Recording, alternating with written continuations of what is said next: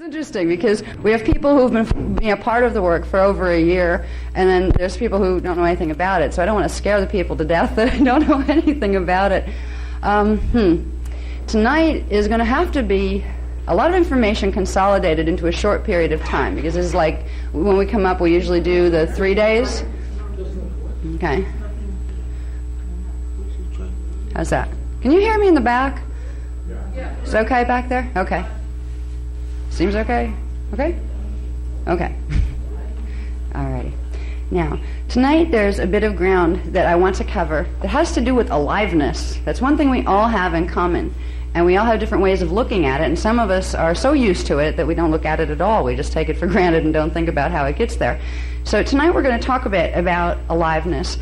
This is the beginning, really. It's an introduction to other information that's going to be covered on the weekend. This is a 3-day workshop for those who want to come for the 3 days. There are 2 full days, tomorrow and Sunday. The information that's going to be released progressively, particularly in the full-day workshops, there's a lot of detail to it, and it's some of the most extraordinary information that I've been privileged to understand. There are levels of spirituality that are very difficult to find information about in our culture. And the information that's going to be covered in the workshops tomorrow and on Sunday is going to delve into the heart of those secrets. These are some of the secrets that have been guarded by Tibetan monks for thousands of years, have been guarded by certain groups in India for thousands of years, and it was information that was only allowed for certain groups of people. It was not given to the mainstream populations, and this was not fair because the information was meant for all of us. So tonight we're going to get into, kind of move into spirituality and greater spirituality through the simple common ground of our aliveness and what it means to be alive. Where does that aliveness come from? And this is not one of those lectures, God made us, so our aliveness comes from God. Oh, yes, God did make us, but we're not going to go in that direction alone. We're going to explore what it means. What is our consciousness? Where did it come from? How does it get into our body? What is the relationship between our body and our consciousness?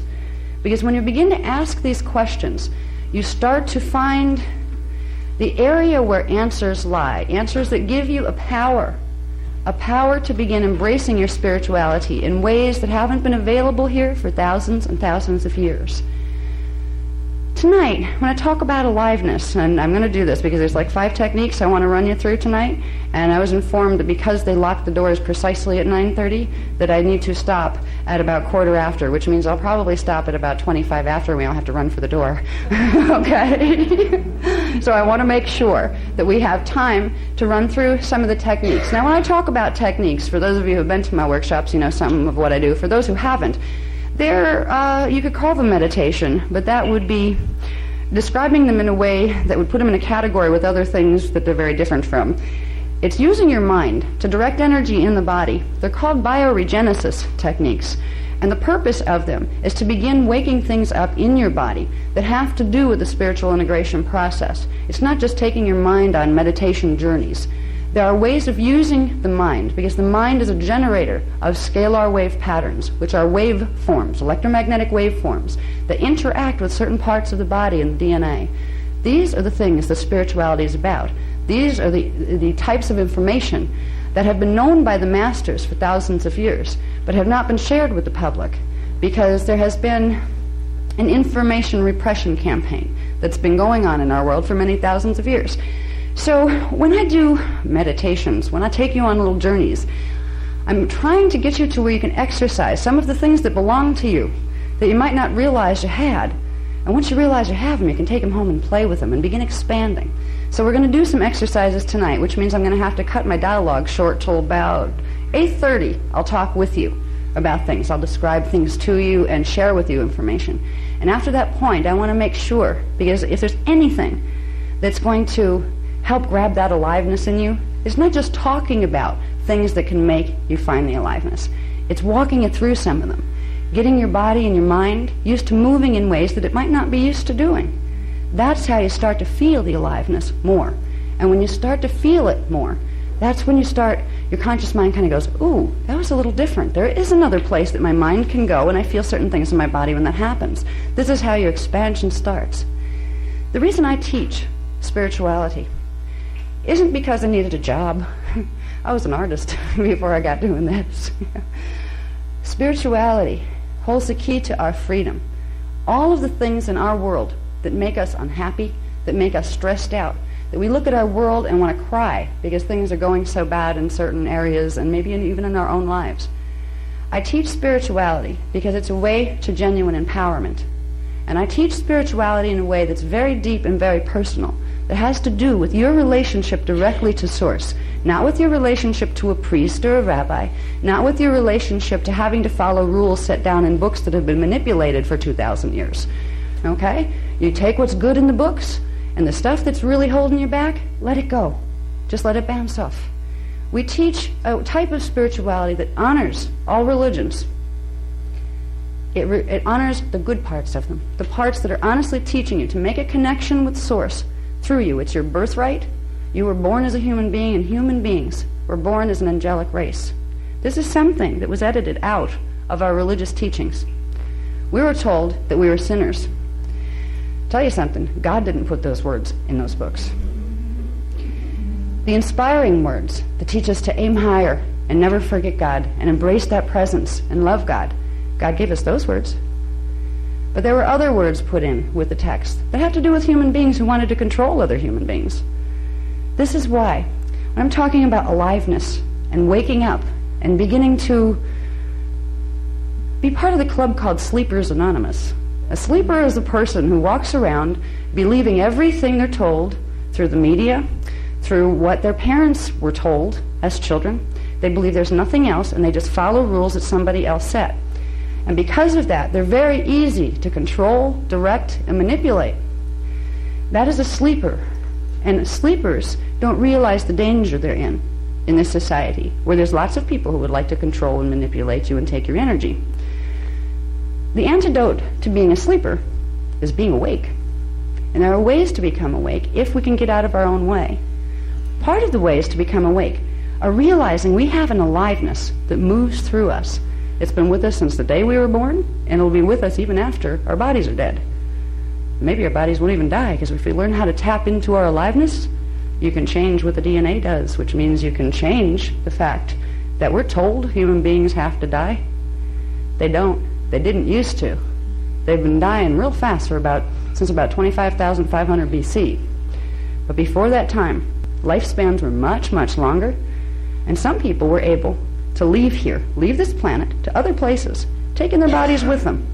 That is the angelic human heritage. This is what, you can go to churches, synagogues for the next 200 years, and as long as they're using just the old books, you're not going to learn this. I look at it this way. If all the religions had it, you know how they each say, oh, well, we've got the truth? The ones who have the truth aren't here anymore. They ascended. They got out of here. The fact that those people who are so dedicated and who have followed just the books and they're afraid to look any further beyond or within for the presence of spirit, if they had the whole truth and nothing but the truth, they probably wouldn't be on the planet anymore. Because you're not supposed to be stuck here in your evolution from now until eternity, until you evaporate into space dust. That's not what humans are created for.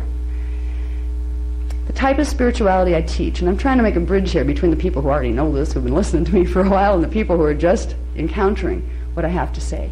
Because I've said a lot before this, so without that amount of information that some of the others have had, it may be very startling to hear some of the things that I say, and I'm trying to make the transition easy for you. The things that I say that might seem confusing, there are a lot of other things. We have tapes from all the other workshops and things, so if there's things you're interested in that don't make sense because you don't have the information, it is available to you.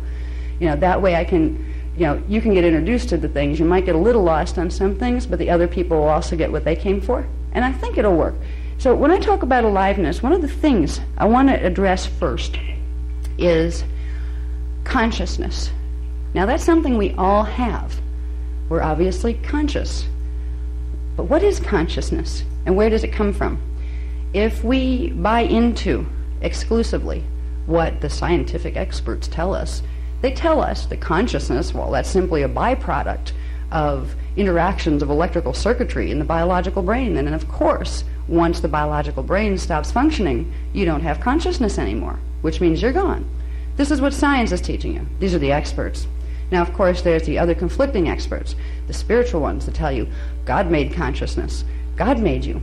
And then they give you a set of terms that in order to use your consciousness and have your consciousness, there are certain things you have to do, or you will not be loved, you will not go to heaven, you will not be able to experience your consciousness in a joyful way. So we have two paradigms in our society that we've been raised with. Religion was the foundation of societies up until maybe 200 years ago, when science started to become the new God. Neither of them have the whole truth. What I like to share with people is the fact that you were born with more truth stored in your cells than you can find in any book in any library here. If you learn to tap into that truth, you will not need the books and libraries anymore, because you have your own living library right within your DNA template. To get that information, to begin understanding where you came from, why you're here, what it means to be here, what you're a part of, you need to learn to open up the body and have it speak to you. Open up the mind and let the body speak. The consciousness is not a byproduct of any type of biological function. Biological function is a product of consciousness. It works the other way around. There are certain life force energies that exist in the universe, not just in humans, but the whole universe is fueled by energy. That energy is conscious energy. All energy is conscious energy. What that implies is not only are you conscious, but so is your little toe. So is your refrigerator in its own type of consciousness, because all of it is made out of frequencies of energy. When we bring that concept home and bring it into, okay, I'm a being, I have a body, I have a consciousness, now what? It didn't come with a set of instructions. There's no owner's manual to the human body these days. The owner's manual is in your cells. There is information there that can lead you and guide you. What I want to talk about tonight in our aliveness, in talking about aliveness and identifying more of what that means, are the creation currents of energy that fuel this universe. They come from Source or God, or whichever you call. If you want to call your God Allah, if you want to call it Jehovah, it doesn't matter what you call that beingness, that one consciousness that we all came from. We all originally came from that one consciousness. But so did the basics of physics, how energy works in a manifest system. In the basics of physics, spirituality and science go hand in hand. There's no difference between the two. When you look at science, the way it's practiced out there, it is soulless. It has no understanding that the fact there is spirit, and spirit is eternal, and it lives on way beyond the manifestations of form. When you look at religion, it teaches you there's nothing scientific at all about spirituality. It's about putting your power on somebody else's words and making sure you pay whatever it is you have to pay to make whoever it is that's in control happy, so you can get through to wherever heaven is. Neither of those paradigms teach you about your aliveness or how to use it. Neither of those paradigms teach you to use your God-given gift. You were created, humans were created, as manifestations of the face of God. They were created as little pieces of God. God wanted to experience what it means to be manifest, and so created many forms, one of them human. If we begin to realize that there is not a huge separation, God's not out there someplace else in the universe flying around or sitting on a throne, and you're way down here in this lowly little world, you start to realize you have a living connection to God at all times. God isn't dead. God didn't write the Bible and then, take a hike to another universe. That presence will always be with us. If we did not have a Bible, or we didn't have a Quran, or we didn't have a Torah, any of the books were just teachings to get us to a place where we could start to recognize the fact that Spirit and God live within us. Those things, those spiritual things, God, Spirit, they live within us, but not as hypothetical, conceptual things that have no tangibility. We have a program, it's an audio program, it's called Tangible Structure of the Soul. Some of you have used it already. This begins to show you the beginnings of that tangible structure of your soul, because there is an energy structure that's part of your anatomy, part of your body, that holds your aliveness and your consciousness into form. If you can begin to understand, it's kind of like we're walking around with an anatomy, and it's as if we identified the fact that we had one leg and two arms, we're not going to get very far as long as we're dragging that other leg because we don't realize we have it. We have anatomy that's multidimensional. It's 15-dimensional. We have our chakra systems, our bioenergetic fields, our DNA template that spans 12 of the 15 dimensions. When we begin to understand the anatomy that we're dealing with as a human being, we get to have the opportunity to master that, which means we have the ability to master our spiritual integration process. We don't have to hand our power over to some angel because it tells us it knows more about becoming spiritual than we do. We've been tricked into believing those things. Because as long as we're putting our power out on something else, we will never be able to use the power because we're telling ourselves we don't have it. The power I'm speaking of is a power of consciousness, the power of multidimensional consciousness that exists within our bodies right now, and it's what's running your bodies. If you didn't have these intrinsic conscious energy systems, you would not be able to walk a body around. Your body wouldn't be alive, and your consciousness wouldn't be focused in it. When we're going to understand the structure of our multidimensional anatomy, the structure of our spiritual identity, there's a lot of parts to it. And we've given workshops on explaining some of those parts. The Kathara Bio-Spiritual Healing System shows us very intricately the interaction between the parts of our anatomy. But if we're going to understand it in the most simple of terms, because sometimes simple is better. You can start with simple and then you can have all the detail you want with some of the other programs. But if there is one thing that I could teach people about to help them get their aliveness back, and when you get your aliveness back, you start to realize you have the power to create joy. You have the power and the choice. There's one thing that I could teach you about that would begin to open that in you. It's something called creation currents. Currents of living conscious energy in the form of frequency that move into and through your body through very specific structures. There are primal creation currents that the universe itself is structured on. They're considered universal kundalini currents. You know, some people have heard the word kundalini before, and some haven't. Kundalini is usually used in traditional, I believe it came out of Sanskrit teachings. It was used to describe energy that's supposedly coiled at the base of the spine, that if you learn how to activate things and you learn to be spiritual, it crawls up the spine and you get to have abilities that regular human beings don't. Well, that's what came down in the teachings. There was a lot of other teachings that were purposely taken out of those teachings. Because Kundalini, it's not a negative thing. A lot of people associate it with like Tantra, which they associate with sex. So they think, Kundalini means sex. Not exactly. It can, it's part of that process, but it's part of breathing and it's part of thinking. So when we talk about Kundalini energies, there are several areas of Kundalini energies, several different types of frequencies that run your body. If you could think of your body as having a pillar of light that moves through from the top of the universe all the way through where time doesn't even exist anymore to an area that's called the primal sound field. Because first there was consciousness. There always is consciousness, that is God. Then from that consciousness within itself, God created a primal field of vibration, of sound. That area is called the kundare. The current that flows down into manifestation from that current we refer to as the kundare or the rainbow ray, because it carries with it the frequencies of the spectrum of all light and all sound. That would be the first primal creation current.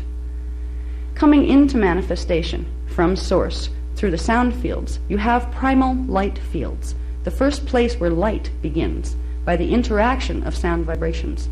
Light is created by the interaction of sound vibrations. So there is a physics to this. The sound and the light are conscious. There forms consciousness, the consciousness of God takes, as it begins to move into the experience of manifestation. The primal light fields are referred to as the kirashe. So we have the kundare, which is the sound field current, and then we have connecting to that coming down into manifestation, the kirashe, which is the light field current. From there, we move into something called dimensionalized structure, which means currents, the primal currents, are broken down into different frequency bands, different groupings of vibration that are separated from each other a bit to give consciousness the ability to enter into the experience of frozen light. Frozen light is matter. Frozen light and sound is matter. Frozen means it's moving at a different rate than the creation currents through which it is manifest. There is a geometrical relationship between the creation currents, the primal creation currents, that creates the foundation of dimensional structure. So you can basically look at it as God created sound, then light, then the structure of dimensions, which gives us something called the time matrix. It is a matrix of energy, of dimensionalized energy, that consciousness from God can move into individuated manifestation. So we live in a time matrix. Now, in the time matrix, it's actually a 15-dimensional time matrix. Dimensions 15, 14, and 13, the first dimensions coming in, they represent the Kirashe primal light fields. From there, form comes in to pre-matter, which would be dimensions 12, 11, and 10. That's called pre-matter. Pre-matter is also called liquid light, because if you could see it, it would look like pale silver mercury, liquid light. It's conscious light. This is where your consciousness begins. Before you take on a full form or a physicality, you have a part of your consciousness that comes in from God. A part stays in the sound fields, a part of it stays in the light fields, a part of it stays in the pre-matter liquid light fields. That part is also referred to, the pre-matter liquid light fields are also referred to as the universal Christos. It is the area before form differentiation is taken by consciousness that unites all forms that are manifest in our time matrix. It is the inner Christos. This is what Jesus came to teach us about. These were the original teachings that were in the Bible until 325 AD, when the Council of Nicaea raped the Bible and took out 90% of its books. Part of them are still hidden in Rome. This is information that can set you free, because if you understand that first you move through sound, then through light, and you stayed there. Part of your consciousness stayed in each of those places. Then through pre-matter liquid light. Then into dimensional structure. Now, when you get into pre-matter liquid light, you're at dimension 12. That is the Christos frequency. From there, you begin to take on individuation of form, going into dimension 11, into 10, into 9, 8, 7, 6, 5, 4, 3, 2, 1. Right here, we're in dimensions 1, 2, and 3. We have a three-dimensional body system. The creation currents that we followed down to come into manifestation went from the Christos level to 3 levels of the Christos level, 12, D12, D11, and D10. The next part of those creation currents, as they're breaking down further, getting smaller so they can fit into smaller packages, is called the Antankarana. This is dimensions 9 through 1, the frequency spectrum that came out of the larger Kirashe and Kundare primal sound and light fields and the D12 Christos. Christos breaks itself down to form smaller creation currents, and they are called the Antankarana. That is a Sanskrit word also, I believe. The D12 part of this pillar of light, sound, and consciousness that's coming down is called the Maharata. That's simply the sound tones, that if you could hear the frequencies of those dimensional bands, they would be the sounds that those tones would make, but they're inaudible sound to the external ear. So the words like Maharata and Antankarana, these are words, Kirashe, that you would hear if you could hear the whispers of the vibrations of sound and light. If you could hear the light waves that make up the Kirashe, they would sound like Kirashe. These are the songs of God. A lot of people like to call them, in the ancient days, they called them that. The whisper of God, the song of God, the song of the universe, the silent symphony that we're all a part of.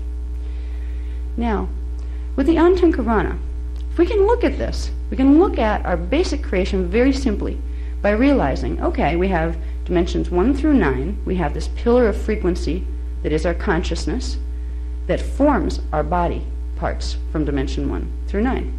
That's our Antankarana. It's pillar of frequency. Above that, plugging the Antankarana in closer to God, we have the Maharata, the D12, 11, and 10 part of that frequency current. Above that, we have the Kirashe. And above that, we have the Kundare. And above that, we have full expansion into Source. This pillar of frequency that our consciousness travels down to get into manifestation is precisely the same way you get back out of manifestation. You rebuild the frequency pillar. The body is geared to rebuild the frequency pillar. When we're walking around in three-dimensional reality, we're seeing a three-dimensional world because of our DNA template. Our DNA template is the blueprint, the divine blueprint of light and sound that our physical DNA template and everything physical built on it is created from. The DNA template of the human being was originally created as a minimum of 12 strands. Certain types of human beings, called indigo children, have anywhere from 24 to 48 strands. This is why we were considered an angelic human race, because anything that has 12-strand potential in its DNA template has the ability to integrate a minimum of 12 dimensions of consciousness, which means it has the ability to pull in all of the frequencies of the Antankarana, D1 through D9, and it also has the abilities to pull in the frequencies of D10, 11, and 12. It can pull in the pale silver liquid light Christos frequency and the consciousness that goes with it. A being with a 12-strand template has the ability to hold Christ consciousness in physically embodied form. We were created to do that. We have been denied this knowledge, the teachings of the inner Christ. And you can be any religion and believe in the teachings of the inner Christ. You don't have to believe that somebody died on a cross to be a person who recognizes the inner Christ. It doesn't matter what you call your God. But I'd be real careful about what God I'd call if they're telling me I don't have an inner Christ. Because something's wrong with that picture. Your systems, your body systems, if you could see yourself with higher vision, you would see everybody's body has a current of energy running through the center of it. It's called the central vertical current. This is the place where the creation currents of the Antankarana, the Maharada, the Kirishe, and the Kundare run directly into your body. It starts at fetal integration. It starts with the first of the first 8 cells that are the first cells at the base of the spine and the tailbone when fetal integration occurs and cell division starts. The first thing to enter fetal integration is called the Christos spark. It is a spark of consciousness and a spark of frequency of D12 prematter liquid light. Prematter is also called hydroplasm, but that's a technical word for it. It's the Christos frequency, and that's where you get your consciousness into your body. That's what gives you the potential to expand that body and the consciousness within it to the point where it has full recognition of 12 dimensions of consciousness. And a body that has full recognition of 12 dimensions of consciousness has the ability to transmute its cellular structure. It does not get sick. It does not die. It can ascend. What is ascension? That's another one of those big tricky ones that they teach you about and teach you to want in the spiritual traditions. What they don't teach you is how exactly do you get there? Well, as long as you really be nice and a certain God likes you, you might ascend. You know? Sometimes that works, sometimes it doesn't. If we can understand ascension is also a natural process of what it means to be human, and a natural process and function of a time matrix, the basic primal structure that our universe is created on, it takes the taboo out of it, that big question mark. What could that possibly be? I can't understand it, so how could I ever make it happen? Ascension is a natural process of evolution. When consciousness comes into the time matrix, following the primal creation currents, it comes through series of what are called portals or stargates that exist within each dimensional field that allows the consciousness to pass through. Ascension is stargate passage. We are created through the process of passing our consciousness through different density levels through the stargates to get into a physical form. The process by which we ascend is to go back up through the stargates. Now, in some of the more technical workshops, I've taught about the structure of the time matrix, and I'll just review it real quick for the people who weren't here before. We have a 15-dimensional time matrix. Those 15 dimensions are broken down into sets of 3 dimensions. Each of those 3 dimensions is called a harmonic universe, and there are 5 harmonic universes within a 15-dimensional time matrix. Each harmonic universe has a characteristic level of matter density to it. Density 1, we are in density 1, dimensions 1, 2, and 3.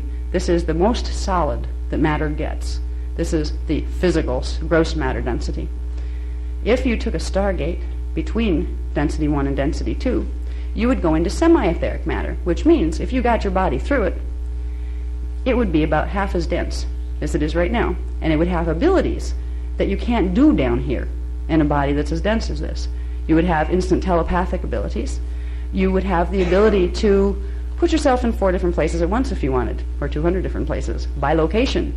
You would have the ability to realize that you're a thought form, even down here in physicality. We are walking thought forms. We have more control over our bodies, over our lives, over our processes than we've ever been told by the books that have been around for the last several thousand years.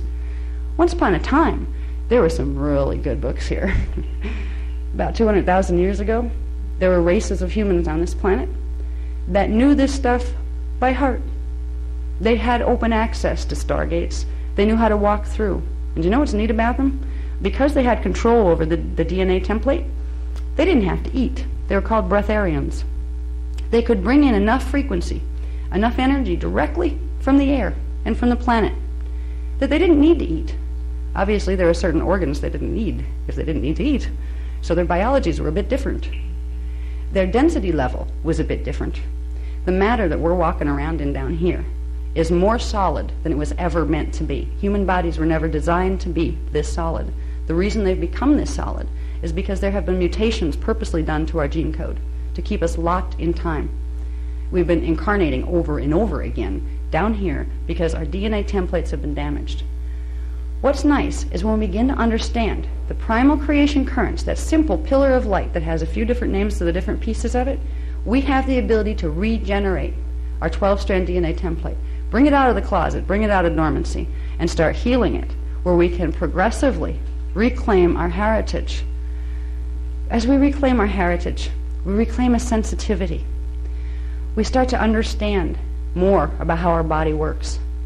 We can understand, for instance, that when you start to activate, as we call it, activating the DNA template, this is bringing frequency into the body that the body's not used to holding anymore. For thousands of years, we've been running on 3 dimensions of frequency, 3 frequency bands. We start to wake up the dormant parts of our DNA template by using the mind to direct energy in certain ways. The body starts to wake up, and it creates some very strange sensations. You will feel when Kundalini starts to activate. Feels like something crawling up the back of your spine. There are real physical sensations that go with this. It's not just lip service to spirituality. But every piece of frequency from the higher dimensional fields that you're able to anchor in this body and awaken, by awakening the part of the DNA template that is composed of those frequencies but is sleeping right now, every part that you bring in brings more consciousness in. You begin to remember more of who you are, who you were, what you came here for, how you got here. You begin to realize you're eternal. So a few things go right out the window. Fear of death, you can't kill something eternal. You know, you can make it change its clothes and make its body go away, but it's not going to change the fact that it's eternal. You buy into the idea science is feeding us, and you're going to be terrified of death because you feel small and insignificant, and there's no purpose in being, because you're going to live like 72 to maybe 120 years, and then it's going to be all over. Nobody cares. 20 years from now, nobody will even remember you. That's how it feels when you believe the science paradigm as it is. Now, if you believe the spiritual paradigms as they're being given to us over the last couple of thousand years, you'll be really afraid of death too, because what if I really screwed up? What if whoever it is that got up there doesn't like me and doesn't let me come into heaven? Does that mean I have to go to hell and deal with the devil who's going to poke me with pitchforks and burn me? These are the things that we're taught to believe. And at maybe 15,000 years ago, maybe at a stage of development called like Neanderthal or Cro-Magnon, maybe these were good things to teach a race of beings. But we've evolved beyond the usefulness of what we've been taught. We need to know more. And the thing is, the knowledge is in us. Our DNA template holds the key to bringing in those other parts of our consciousness that we left behind in the higher dimensional fields. We had to leave them behind up there because they wouldn't all fit down here. So as we expand and begin to activate strands 4 through 12 of the 12-strand DNA template that's our heritage, we begin to bring in 4th dimensional consciousness, which is astral awareness, 5th dimensional, 6th dimensional. When we get up to 12th dimensional consciousness, we are what is called an avatar, a Christed being that has the ability to consciously regulate how the DNA template works. That means you can shut off certain DNA so you can be physical. If you want to not be physical, you can turn it back on and go someplace else. This is the heritage. This is what God created us to be and to do. Now, in the workshops that we're going to cover in the next 2 days, we're going to get into some very interesting things. First of all, we're going to cover something that when the information was given to me and explained as it has been with the detail, a part of me, I guess all the tears come to my eyes because it struck a memory that lived in me all the time. What was the human collective created for? The human evolutionary design had a sacred mission. It's a mission that's been omitted out of the books by people who didn't want us to remember so we wouldn't get to fulfill the mission. We had a planetary service mission that we as angels came in here to do. We're going to get into that on Saturday's workshop. We're going to get into some of the secrets that have been hidden within our legends, within the legends that came out from the Christ period, within the legends of King Arthur, within the legends of Atlantis. Was it real? Was it not? We're going to get into understanding where those legends came from, because in those legends there's a secret that tells us about what our divine mission was and how, as we fulfill it, we set the planet free, and as we set the planet free, we set ourselves free. So we're going to get into some of the detail. This information, I know for a fact, has not been on planet since 10 AD was the last time. 10 AD was when a man named Joshua Melchizedek, a.k.a. Jesus Christ, brought this information here in the same way that it's being given now. He translated it off something called Cloister Doratura plates, CDD plates. These are metal discs that were given to this race in 246,000 BC, when this race was awake. They were plates that held the history records and the mechanics of something called the Templar, which is the planet's energy system, how our systems are connected to the planet system, and how the stargates of this system are to be regulated. Why were we given that knowledge? Because we had been appointed as guardians of Earth's stargates. Right now, the only time we think of the word stargate is in the fiction movies on TV. That's because the last time the stargates here opened was in 208,216 BC. That's a long time ago. There were written records explaining it. They were taken from us by certain groups that did not want us to remember. The stellar activation cycle, or Stargate opening cycle that happened 200,000 years ago, went bad because we were invaded. We were invaded by races from other systems, from density 2, which is dimension 4, 5, and 6. We call them the fallen angelics. You can call them ETs too if you want to, but when you say ET, you miss the point of the fact that they have the ability to move through density levels. We forget that we have the ability to move through density levels too. So we're going to get into, on Sunday, some interesting things. I'm going to reveal something that I'm actually putting my life on the line to reveal. It's a plan that was called the Atlantean conspiracy. The evolution and the history that we have been raised with are part of a much bigger story. And when we begin to see what that story is, we start to realize what is happening right now. This is the long-anticipated stellar activation cycle. They have been waiting for this stellar activation cycle. Our higher parts, our soul, our higher levels, and also the fallen angelics who want control of this planet. The years 2000 to 2017 is the first time a stellar activation cycle will happen since 200,000 years ago. And here we are, 99% sleepers on this planet. The reason we were put here was because there's damage to the planetary grids, the Templar, that we were supposed to help fix. Because if we don't fix it, every time Earth hits a stellar activation cycle, which is part of its natural cycle and its evolutionary time cycle, stellar activation cycles, Stargate opening cycles, are natural. Every time Earth goes into one with damaged planetary grids, without humans on the planet to do what they're supposed to do, it rolls. It goes into pole shift. This is why you have the prophecies that have been coming up for thousands of years through the Mayans and through the Egyptians and through the Native Americans and even through the Bible. Why this time period was singled out as the end times. Because there were those who understood the time cycles. We can stop that from happening. The reason we haven't been told how to stop it from happening is because there are certain forces that want it to happen to clear the real estate. We need to wake up. At least some of us, enough of us. We need to remember what it means to have a Kundare, Kirashe, Maharada, Antankarana, because they are our life force currents. And it is through our life force currents that we can wake our DNA up, wake our body up, but we can also do the repair to the planetary grids that will stop the place from rolling, even though fallen angelics are trying to make it do that right now.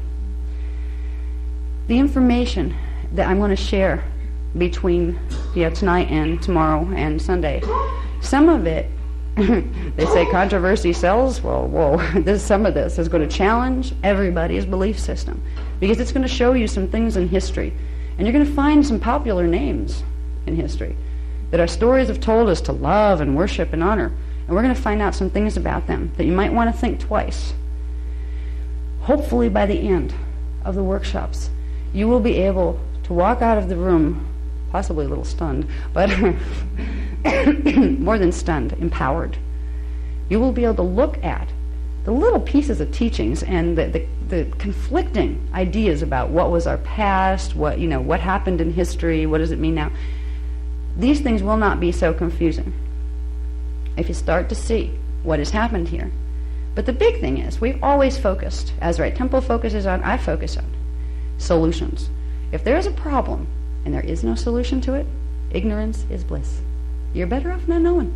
If the place was going to roll and there wasn't a darn thing anybody could do, I would just be out here teaching, let's party, let's have a spiritual party day, let's really get our soul in line here in case, so, when we're going to meet our maker, it's like a good time to clean out the closets and, get ourselves together.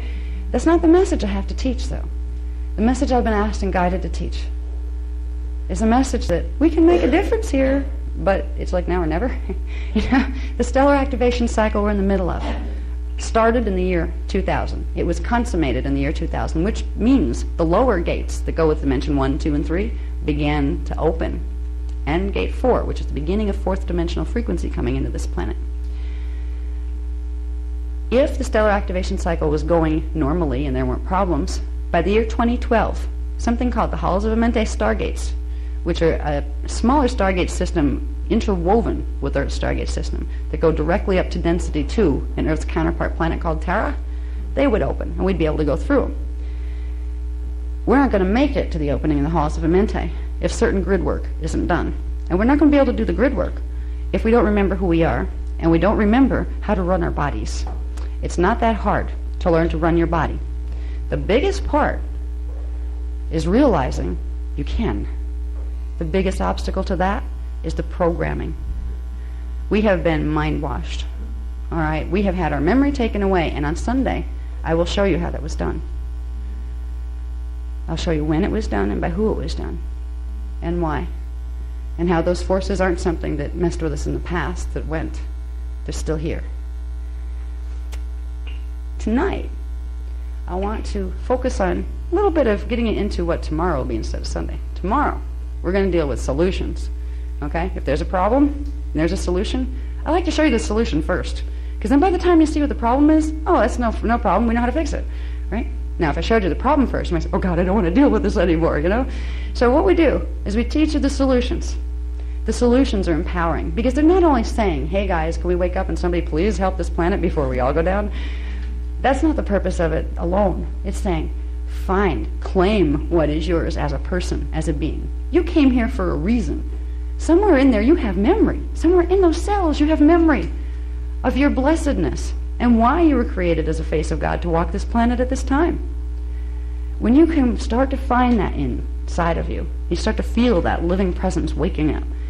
You can look around and think about the things that used to bother you before you started feeling that presence, and all of a sudden what seemed this big becomes like this big. So I don't like my job? Well, I'm a manifester. I guess I'll shift it, won't I? I'll create something better. I was told I was stupid or ugly or fat or couldn't do. If you recognize that as a belief program, you are a creator. You are created in the image of God. As a face of God, you have the ability to use your creative power. You're supposed to. And say, wait a minute, I don't like that filter.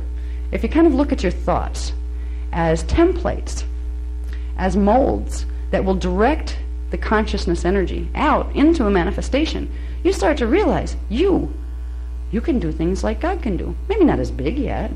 You're not going to go create universes and worlds right away. But you could at least create a happier life for yourself and get out of a job you don't like and find a nice relationship you do like. There are real practical benefits on a daily basis of learning what you're made of and learning why you're on the planet. And when you get to that point of realizing, for personal reasons I can do this, then you start to realize, I'm part of a bigger collective. I'm part of an angel race. And oh my God, 90% of the angel race is still asleep. Then you start to see what you do has tremendous significance as to what this world is going to turn into. If you don't want to see volcanoes and earthquakes and tidal waves and rolling planets between now and 2012, it's a good time to get motivated.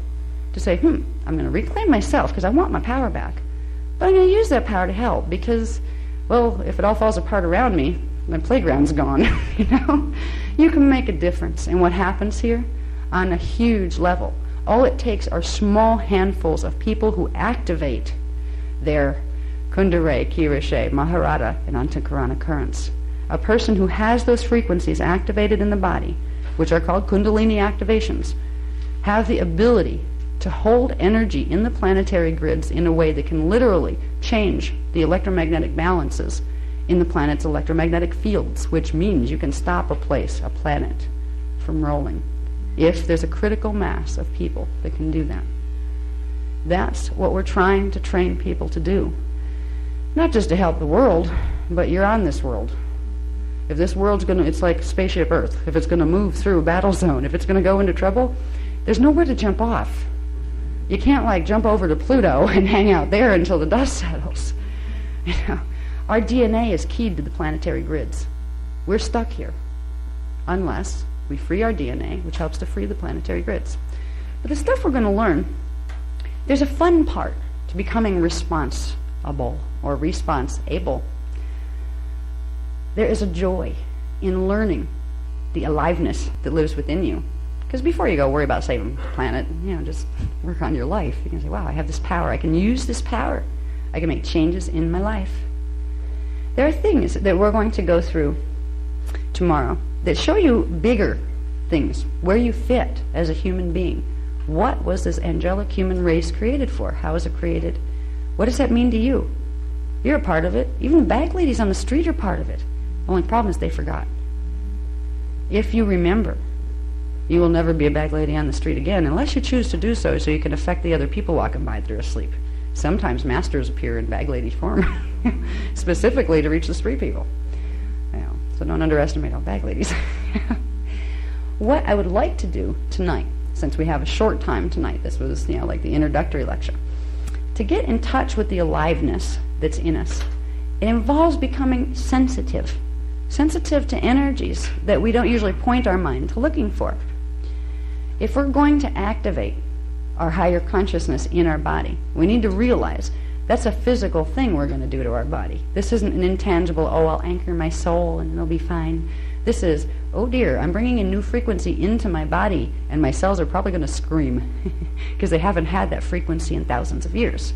There's biophysical processes involved in becoming soul integrated and oversoul integrated and avatar integrated. Anything that affects your DNA template, which soul integration and the rest does, is going to create changes in your body. There are some parts, kind of like turning on the circuitry in a house that's been vacant for 10 years and you go and you flip the lights. Hopefully they work well. You might get a lot of flickering here and bared wires there.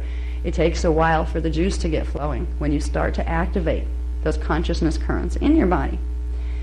There are things you can do to prepare your body so it's not as difficult. Now there are numbers of people that are aware that they're going through DNA activations.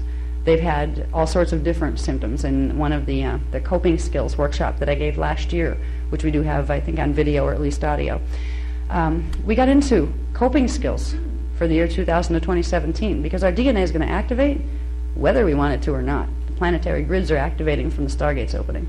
What it means is, right now we're carrying mutations in the DNA template. So as the templates try to activate, they're going to throw frequency all over the place. And it's going to cause people health problems, some people mental problems, emotional problems. The DNA activation courses that we're using are meant to help people clear those mutations using the Christos template, the Maharata ray, the D12 frequency, which is the first level of non-polarized frequency. It's not electromagnetic anymore. It's called photoradionic. When we bring in that frequency into the body, it will reset, if we do it enough, it will reset the natural structure of the DNA template as it was originally created, because that is our pre-matter blueprint, our divine Christos blueprint. As we reset that in the body, our DNA will reorder itself. What science calls junk DNA will start to unjunk itself. It'll start to plug itself back in where it belonged.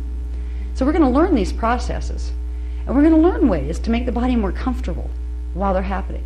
Because some of the symptoms of DNA activation are, a lot of you may even be having them already. You just don't realize that that's what they are. All right, one of the symptoms is joint and bone pain. That seems to cycle. Who doesn't these days, right? It's like a deep pain that just comes in the bones. Sometimes you can feel it in the bones, sometimes it's just the joints. You have a lot of people wandering around thinking, God, am I arthritic? I'm only 20, you know what I mean? Many, many times. It isn't arthritis. You go to the doctor, are they going to look for DNA activation? Not. No, they're going to give you arthritis drugs that are going to make it worse. You know, they're going to make it worse if it's DNA activation, because arthritis drugs can't fix DNA activation. They'll only block the process more. We need to become aware really fast that some of the physical symptoms and mental symptoms and emotional symptoms that we're going to go through are not something that medical science is yet ready to deal with at all. They don't recognize the fact that we have a template underneath the little pieces of physical DNA that they can identify. They think we have 2 strands, and I hate to tell them we're operating on 3 right now, or we'd be 2-dimensional creatures. All right? If we rely on science right now, we're going to have some real problems with our bodies. The people out there we call the sleepers. They're going to go through some tough times. But some of those tough times will get to them to the point where they want to wake up, and they'll be guided to things, because they have a soul just like anybody else. Their souls will be guiding them to wake up. Now, if we understand a little bit about our body systems, and we can understand simply, without going through all the 15-dimensional anatomy that we've taught and some of the other things, just realize there is this current of light and sound frequency that's moving down from God all the way through the dimensional structure through us. And right now there's only a certain part of that current awake in the body. 3 dimensions worth of it. The DNA template has the ability to open its little windows to like little scalar wave patterns that once they come alive, they can run the higher frequencies. We can realize the simple process of DNA activation is the process of building those currents. What will happen is the main vertical current in the body will get bigger. It will expand progressively. It will do that because the frequencies that run from the base of the spine up to the pineal gland and then out the chakra systems, they will be bringing more frequency in. It will widen the pillar of light inside of you. And eventually, if you get to 12-strand activation, that pillar of light will not be only inside of you, it will extend all the way around you. It's called the ascension pillar, because through that you can make a Merkaba vehicle happen, which means you can literally demanifest here, go through a Stargate, and pop up someplace else. That's the potential we have. And the funny thing is, it's not just like a hypothetical potential. We don't deal with hypothetical stuff where I come from. We deal with things that work. Science explores to find out what might work. It assumes that nobody knows. God knows. There are races of beings. There is the human race in other space-time locations that know. There is a set way that things work. It's not hypothetical guessing. There's a very simple process involved with the body. When you bring in frequency, it expands that frequency into the body. It changes how the chakras work. It changes how certain glandular structures work. It brings the pineal gland back into activation that's been dormant for thousands of years. It's been dormant because they shut the kundalini currents off at the base of the spine, so you didn't have the energy going up there anymore. With the pineal gland activating, you get multidimensional perception. You get the ability to directly influence what your cellular structure is doing. You can heal yourself. You don't have to run to doctors every time something's fallen apart. These are some of the immediate advantages you have by learning your anatomy, and you don't have to be intimidated by your anatomy. You know, if you get an anatomy book and you just want to learn about the physical, and you looked at all the huge names of things and stuff they have, you can get anatomy books like this, to the point where you just don't want to know. I look in the mirror, I've got one, that's enough, you know? The structure we teach isn't quite that bad.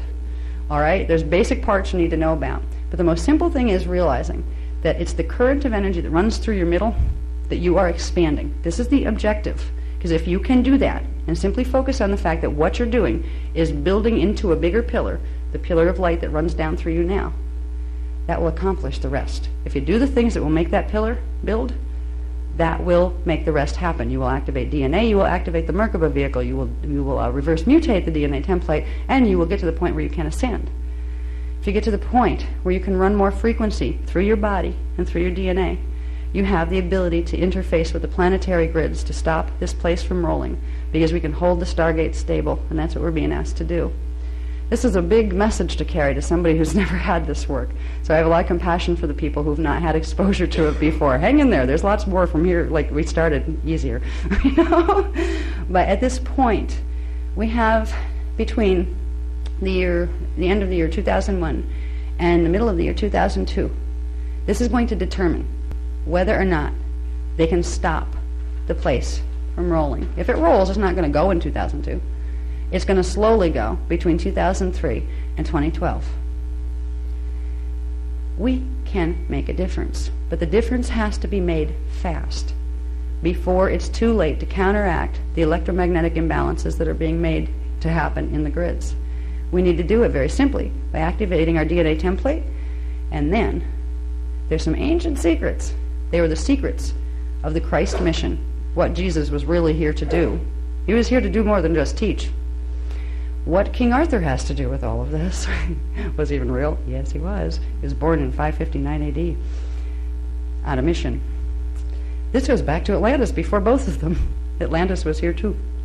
If we can start to understand what has gone on here, in those ancient legends, there is a secret that was kept from us, so when this time came, we wouldn't have it, so we wouldn't be able to fix it. The secret is called the Round Table. You know, King Arthur and the Knights of the Round Table, where they weren't just a bunch of guys that sat around and talked about politics. They were on a mission that had to do with stargates. They had something called the Book of Maps and Keys, which is something that Joshua, or Jesus, also translated, but they took it when they raided the documents at Nicaea. The Book of Maps and Keys showed where the stargates were located here, and it showed what had to be done to regulate them so they would stay balanced. This is the information we're going to get into in the next 2 days. But before we get into that, I want to be able to ground us into, okay, this big heavy stuff, right? Let's come down to just, I'm here, I'm in a body, okay, I just learned, some of you already knew, and some of you just, okay, I have this pillar of light running through me that each, certain dimensional levels are called different things. Okay, that's not too hard to digest, right? If you're going to make more frequency run through your body, by whatever this mysterious process is of activating DNA, how are you going to make that be a comfortable process for you? Because there are changes, like I said, pain, just periodic periods of the bone pain, the joint pain, that's one of them. Teeth breaking, that's another. Teeth just love to fracture when there's too much frequency coming through. Okay, you can get periods of heat flashes where you're going to run off for estrogen treatment if you're a female, because you're going to think you're hitting that time even if you're 20 years too young. There are many, many symptoms of DNA activation when it gets really strong, and if you're going through some very heavy activation cycles, you may even get cracks in your skull. I did. I got one that runs up the back there, and I have another one that runs straight up my forehead and up to the top of my head. Not everybody gets those. That tends to be when your soul decides, because you need to have certain levels of awareness with you at a certain time, they have to make your codes activate really fast. Your soul will try not to do that. It'll try to pace it as easy as you can. But right now, we are being asked to realize this is going to happen. We're going to be a part of this, whether we do it consciously or as a sleeper. But the sleepers aren't going to know what hit them. They're not going to know why their bodies are hurting. They're not going to know why their emotions are jumping all over the place all of a sudden, where everything upsets them, or why sometimes they feel totally distant from everything and not plugged into anything. They're going to have these psychological symptoms. They're going to be really strange because they used to feel like normal people. Normal is going to take on a whole new meaning. All right, if we can understand, there are some basic things we can do. One of the things we can do, I'm going to sit up here for this so you can see, hopefully, the people in the back can see a little bit. One of the things I want to cover is, if we're going to activate the rainbow ray and the Maharata, which we're going to learn to do over the next 2 days for those of you who come, there's things in the body you got to get your body warmed up to handle this stuff, which means it will make the symptoms of activations less annoying or less painful. Major headaches are another part of the symptoms. Some people, when your pineal is starting to get stimulated, you'll get what feel like migraines, or you'll get severe eye pain, or you'll get periods of blurred vision, or you'll have periods where your ears seem like they shut off. And the one big one that drives everybody buggy is sometimes it feels like somebody just took your memory and ran away with it. Where did it go? I used to have a photographic memory. What happened to my memory? God, I can't even remember what I had for breakfast. You know? These are part of the process. It's like, don't go get the Alzheimer's test right now, okay? Let's check this out first, because at least we're not asking you to take drugs to fix it, right? The memory loss is part of the fact that your body is a vessel. It is a vehicle built on a certain amount of energy and frequency, and it has a certain capacity to hold X amount of frequency over a certain period of time. At any one moment point, it can only hold so much. Now, if you have a computer and you throw way too much information into it, it just crashes. It just can't process it anymore. Your body would do that if your soul and your higher consciousness allowed too much to be put through. So when it's time for you to make the transition from being a sleeper to being awake, there's a lot of data, old files, that are really just not that important anymore. You know, they're really just as far as you being able to grow and expand and learn what you need to learn and get functional on a higher level here. There are certain things that are just trivial pursuit, and your soul kind of makes that decision. And sometimes that can be frustrating because it's really helpful to be able to find your car keys. So the memory issues, they may happen to you sometimes. You don't need to get scared that your memory just flew away and it's never going to come back, and you know that's like a stage away from being a vegetable. You're not headed in that direction. But be aware that some of these symptoms are going to be part of the next 10 years on this planet. The people who don't know why they're here are going to run to doctors, and doctors are going to give them drugs because they don't know what else to do. Or they're going to say they're hypochondriacs, right? Yeah, tell me that. My vision is totally blurred and I can't see more than 2 feet in front of me. Or telling me I'm making it up, you know? So if we can realize that there are simple things that we can do without even understanding a million different technical things about our anatomy. For anybody who wants that, we have the Kathara Biospiritual Healing System and the Tangible Structure of the Soul program. They're good introductions. But if you want just the simple stuff to start with, there are things you can do to get the body a little more used to running these frequencies that are going to be coming into your being. Now, the human body, part of the anatomy of the human body, has what are called axiotonal lines. Okay, axiotonal lines are main energy running lines that come off that main vertical current. You have the main vertical creation currents coming through your body.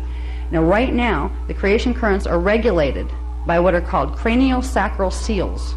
These are frequency seals that, if you could see them, would look like little crystalline structures that allow some energy to come through but black out other parts of the energy. They're craniosacral because there is one set of them in the cranium, in the pineal gland, and another set at the tailbone, at the base of the spine. These regulate how much frequency can come through your main vertical current. As you go through DNA activations, whether you're doing it consciously or having it run over you, those craniosacral seals are progressively going to release. They're going to let more frequency come in to the main vertical current.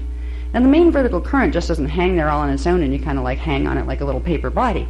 There's a whole interwoven system of energy networks that are built off of that main vertical current. You have your chakra systems, which are little vortices of energy, and we have a whole system on chakras for those who don't know it's there, but that's part of the anatomy. You don't need to understand too much immediately about the chakras. When you start getting into meditations, you're going to, because you need to know where to put the energy. If you want to activate strand 10, you need to activate chakra 10. You need to run energy to that. Where might that be? So it's helpful to know the positions of the chakras. But one of the other things that manifests through the energy systems are the axiotonal lines. These are main energy feed lines. They're smaller than the main vertical current, but they bring different dimensions of frequency into different areas of the body and the auric field around the body. You can see them with higher sight. If you go up to 6-strand activation and turn on your inner vision at D6 level, you'll be able to see the structure of them. You can see a little bit at D4, but not too much. See, when you turn on the DNA, you also get interdimensional perception progressively opening up. You become psychic, because psychic is a normal state of being for a human being. Now, axiotonal lines are important only in realizing that you have them running through your body They're important for a lot of other reasons, but for basic stuff, you want to make yourself more comfortable while you're activating. If you realize you have these energy lines running through your body, and that when the body's not used to processing energy, and all of a sudden the DNA kicks up a whole new burst of new frequency, and it can get jammed up in the cells, and it can get jammed up in the networks, and that's where you get pain, and that's where it hurts. If you do simple things, like massage, simply massaging vertical, in the legs, in the arms, the extratonal lines run vertically in the body. They get blocked up, they block up everything built on top of them. They will create chakra blockages, they will create blockages in the smaller networks of energy called the meridian lines. The meridian lines are what acupuncturists use. All right, but below the meridian lines are the deeper axiotonal lines, and below that there's a core template that's connected to the DNA and the main vertical current. So if we can begin to realize that you can use certain techniques, like, I want to make sure I cover all the ones that I said I was going to on the internet. To wake up the body, I would say use first moving the muck, we call it. This is where you clear the axiotonal lines. Moving muck is not that hard. Now, we have the Kathara biospiritual healing system that shows you how to move it from the deepest levels of the template. But if you're laying, you're home watching TV, and all of a sudden you're just getting sore. You just feel things are sore. What your body is trying to say to you is, please rub me. Please move the energy in these areas. Soreness, pain, comes from blocked energy. It comes from blockages in the axiotonal lines that become very, very common when your DNA is activating. And since you're on the planet and the grids are activating and your DNA is going to do it whether you want it to or not, it's a good time to realize you have the power right in your fingertips to begin making a difference. To run axiotonal line blockages, because they run on verticals, where meridian lines run vertical, horizontal, and diagonal, the main ones to control the meridians are the axiotonal lines, and they are vertical. Vertical massage, running down the body and up the body, and using quite a bit of pressure. Your body will let you know how much pressure. If you rub for a while, vertically, or you can have your partner do it, or your mother do it, or something, you can do it for each other.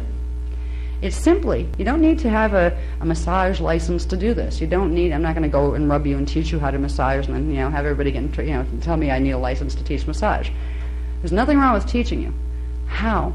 You can simply use your own hands to help your DNA activation process and help yourself feel more comfortable. Vertical, running the lines. You can also use the visualization while you're doing it of running pale silver light. This pale silver light, some people call it the platinum ray. That's some in the New Age movement, some refer to it as that. Pale silver light is the liquid light, the D12 frequency. It's available now. It's coming through the planetary grids now, so you can pull it into the body. We have the Maharic seal, temporary Maharic seal activation exercise. It's back there. It's free for anybody who wants them.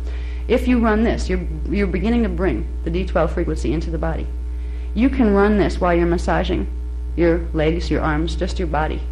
You can massage your head. Do it in vertical stripes going up your head. Sit there and play with your body for a while. Just sit someplace. Take some time and say, okay, I have these lines, huh? I have these lines in my body, okay? I don't feel them. I don't know where they are, but maybe I can find them. Try to find them. Try to rub and start to feel the difference. If I rub over here, do I feel more or less sensation? If I move the finger back an inch, get in touch with your axiotonal lines, and you will start to have more control over how you feel during the processes we're going to go through in the next 10 years. There's another part that's very useful. There's another part of the body grids that get blocked when DNA activates rapidly, which it's going to be doing. It's called the dyadic grid. Now, the dyadic grid is simply a name for a level of the body systems that look like a million little vortices. They look like little tiny spirals, little tornadoes of energy. And the whole body, there's a level that you can close your eyes and actually see your body as these billions of points of light, and off every little point of light, there's a little vortice that sticks out. These are called diodes. They have an energy relationship with the part of you that's stationed on parallel Earth in the antiparticle universe. Energy goes between the two of you. All right? You don't need to worry about your parallel self too much, but you can have blockages in the dyadic grid, which means those little vortices and the little light at their center, the light turns dark, and it's like closing a conduit of energy. And what happens there is it builds up energy. It builds up what are called miasmic crystals in that level of the body. Miasmic crystals will affect the DNA template and cause distortions there. This is what the karmic pattern is. It's buildups of miasmic crystals that have been coming in from the other time vectors that we're connected to. We'll get into that too tomorrow as far as incarnation, karma, simultaneous time, and what that really means. But for now, if you realize you have these little vortices running all over the body, and they're most healthy and your body is feeling good when those vortices, the little center part of them, the little small part of the cone, is opened. So energy naturally flows for wherever it's coming from over there, which happens to be the antiparticle universe, into here. The energy flows naturally. When they block, they create crystallizations of energy. You can feel these sometimes with the fingertips. If you have nails, it's hard. I found that out because recently mine actually grew for the first time. And I was feeling around in my leg, and I could feel what felt like little tiny stones. They're little hard spots, little bumps. Feel around. Take your arm or your hand. Try to feel if you can feel them yet. Sometimes your fingertips have to get more sensitized, and if you have long nails, it's hard to get your fingertip onto something because the nails get in the way. But try to explore your body for the feeling of little tiny round things. The kind of little tiny things, they feel like little shards of crystal that are in there. These are part of the miasmic imprint that you can actually feel. These are the parts that block the dyadic grid. When you massage those, if you can find them, and the more you play with this, the more your fingers will become sensitized to finding them very quickly in yourself and in other people. When you find them, you can do single point massage on them with quite a bit of pressure. And you can run energy. If you're working with the Kathara biospiritual healing system, you'll know how to turn on your energy currents in your palms and in your fingers. So you'll be able to directly really throw energy into them to break them out. If you're having pain in a certain area of the body, guaranteed you will have a bunch of the dyadic vortices blocked with little miasmic crystals. You can use pinpoint massage in those areas, and even if you can't feel them yet, start with just using pinpoint massage, pushing take whatever finger feels better, wherever you get the strongest pressure, and do circular. First do it clockwise and counterclockwise, or vice versa, just so you get it circulating in both areas, both directions. You will start to break up those frequency patterns, which will release that energy. It will let the natural flow of energy come back through the little dyadic vortices all over the body. Sometimes it takes some time to work them out. If you have a lot of pain in one area, you have a lot of congestion of miasmic buildup there. If you're aware that pain comes from blocked something, you can find out at least what that something is, and you can unblock it. You can have a lot of control over pain in your body. You can also have a lot of control of how much energy you're going to let move into your body. So, I don't know, try it for a second. Take an arm, for example. An arm. Most people aren't even in touch with their arms. They're just kind of there. When's the last time you felt your arm, Try to press hard in one little area, not to hurt yourself, but just start to circle. Try to sense if you can feel any little things that feel like little tiny pebbles or little shards of anything small. You may not feel it right away, but if you play with it long enough, you'll start to find them. You can start by finding them by pressing on your arm in several places and finding which one hurts. Because you'll start to find the pain and blocked dyadic vortices go together. You do have it. Like we do have these levels of our anatomy, and it's just that we've been taught to not look there. We've not been taught anything about them, so you don't know that they're there. You get pain, and we get used to numbing our nervous system, literally shutting parts of it down so we don't feel how bad things really feel. And when you start to let energy run, you start to really feel what you've been blocking. Use the tools of running the vertical massages, just simple, nice firm vertical massages for axiotonal lines, little circular pinpoint massages for the dyadic vortices.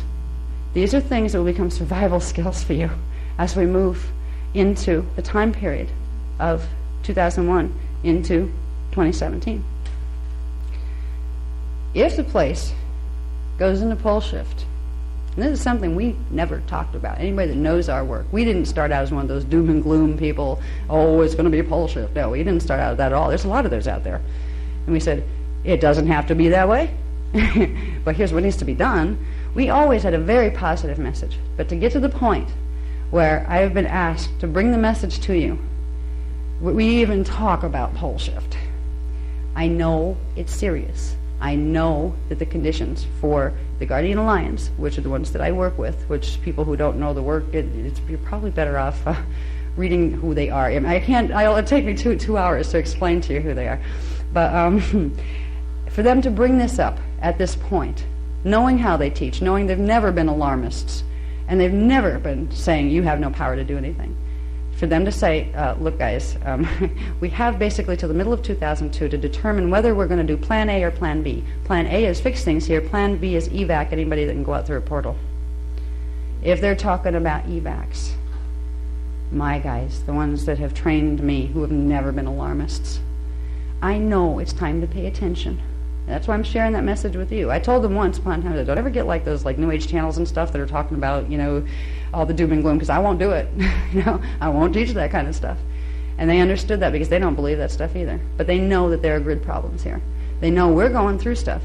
Now, one of the advantages of learning about your Antankarana and learning how to help yourself with DNA activations is, if it gets bad here, if it gets to the point where we can't fix it, an evac is necessary. They can't evacuate a whole planet of people. Where are you going to put them? There's not another planet in the density 1 field close enough that they could get us there still alive to put us on that would sustain human life.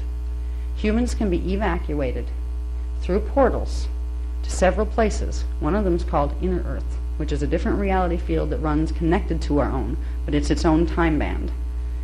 They have always, historically, when the place went in a pole shift, taken who they could into Inner Earth, and then they resettled them back on surface when when the environment was stabilized again. There's Inner Earth. There's another place that we'll talk about. They're called the hidden cities. We'll talk about those on Sunday. This is something the Tibetans have known about for a very long time, but they don't have all the technicals on it. We've been given the technicals. This is how I know it's serious. This is information that was protected and held secret because there are so many humans on the planet right now that would abuse it. It's still not safe to bring it here. They wouldn't be releasing this if we didn't need to know now. Purpose of DNA activation for you is, if it gets bad, you need to have a minimum of a 4.5 strand DNA activation level to be able to go through a portal without spontaneous combustion happening to your body. This is part of the reason why they have stressed helping people to activate more quickly and comfortably and naturally, but why it's important to do it. Evacuations are not what we're focusing on. It's still Plan A. Let's fix things here.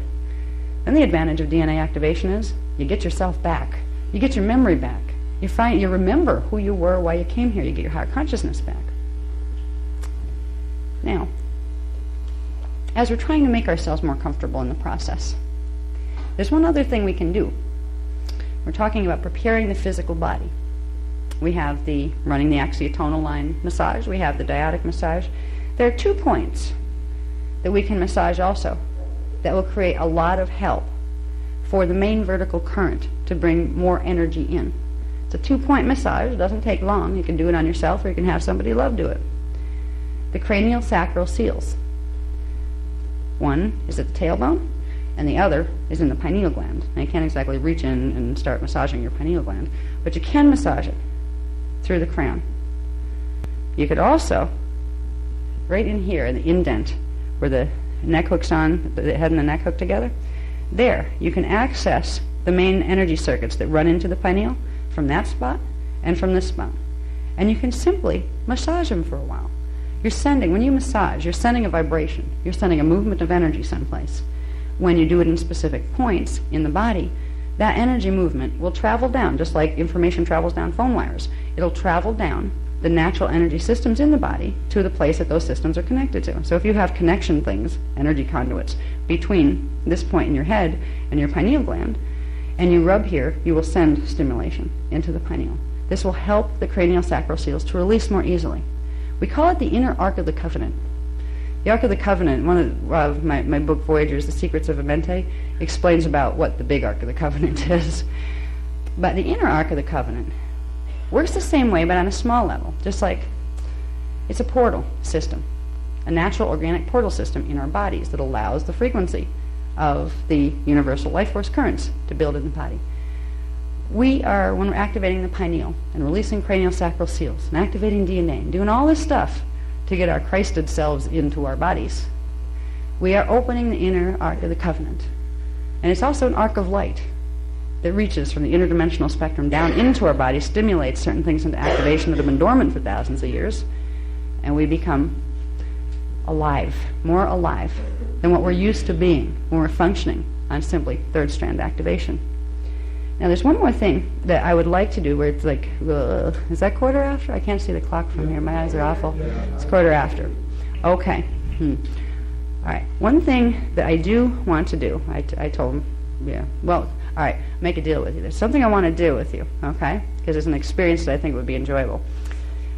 Can we all run out at 25 after to make sure we don't get in trouble because they want to lock the doors exactly at 9:30? If we can move quick, then I'm not going to cut it off here. He told me to cut it off at 9:15, but he knows me. We've gone an hour over at times. So I'm going to do this. I'm going to ask Michael, would you come up? I would like to run, please. I'd like to run the crystal exercise. And real quick, where's the crystals? We have them? Okay. Now, you don't have to read the introduction to it because it'll save time not to. We're going to do an exercise that has to do with, and you can take this and play with it at home. I'm going to give you all a crystal, and you can keep it. They're not real expensive ones or big ones, but they're enough for the job. Crystals have the same type of template, light sound template, as the human DNA template. They are composed of the same frequencies of consciousness. So there's a natural co-resonance of vibration with quartz crystal and the human DNA. It will amplify your ability to sensitize and to bring in frequency. Now, there's an exercise that Michael's going to read for you. It was given to us 2 days ago. This is a new one. When we do our exercises, they're bioregenesis exercises, as we've said. We'll take you on a journey, but you're creating scalar wave patterns. When you're creating scalar wave patterns, you're influencing the DNA template in very specific ways. This particular exercise that involves moving your consciousness into a crystal, and it helps if you're holding one to do it, it will take you into a set of mathematical instructions that to your conscious mind, looks like one set of things. You're doing a certain thing with your mind. Your body speaks the language of scalar waves and mathematical programming. Every one of the exercises that we use creates a mathematical program that is meant to begin the gentle activation of certain parts of the DNA. This particular exercise is meant to help you get your mental body up to a little bit higher level where it's not so stuck in the physical body programming and not quite so stuck in the resonance level of the planetary grids. So we're going to get your crystals really fast, and Michael's going to read this one for you. This is just a beginning. I wish I had like 4 hours tonight because we could play and play and play. When we get into the workshops tomorrow, we're going to do some intensive things. Most people that have been to any of the workshops know we spend a good, sometimes an hour all told, doing like very long, exercises and kind of like going on, journeys and things like that. We'll have more time for that during the longer workshops. That's why we do the full 3-day. So in the meantime, okay, anybody doesn't have a crystal yet? Everybody got them? Okay. Now, this is just one technique, and the reason I'm doing it now, I could keep talking to you for the next 10 minutes, but I'd rather you just get to do something, get to put your mind someplace and take a little journey with us and realize it's a mathematical journey. Not to your conscious mind.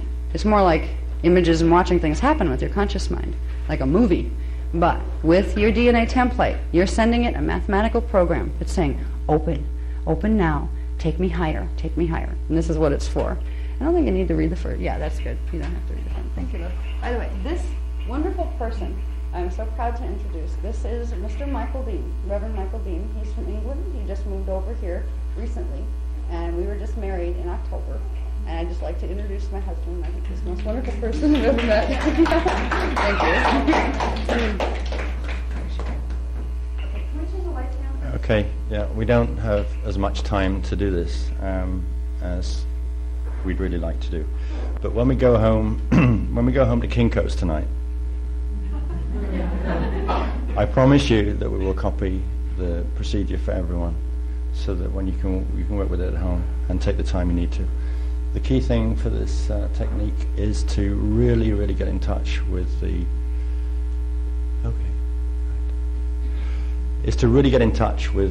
frequencies involved in the exercise, which are D10 and they're blue-black. And you need to spend a little while feeling those frequencies, because it's through feeling the frequencies that you actually bring the transmissions into your fields that you're looking for. Sorry, I'm just practicing, Bill. So, having said all that, we'll go. Would you like to bring the crystals up to your foreheads, the third eye position? In the little time that you have available, try and make a connection with the crystal. Try and feel it. Now imagine I'm saying this in the dark and I can't read a word.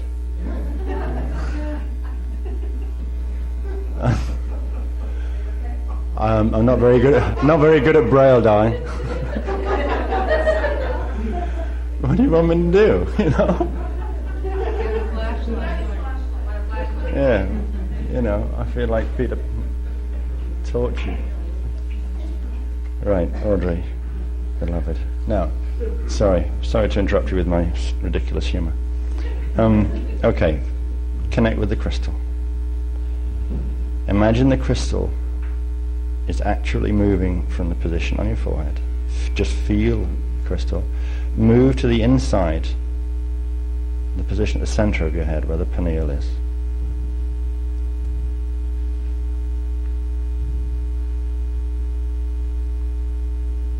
Now I want you to visualize your pineal gland is inside the crystal, which you have now moved to the center of your head. Think of the pineal as a tiny, multifaceted crystal ball.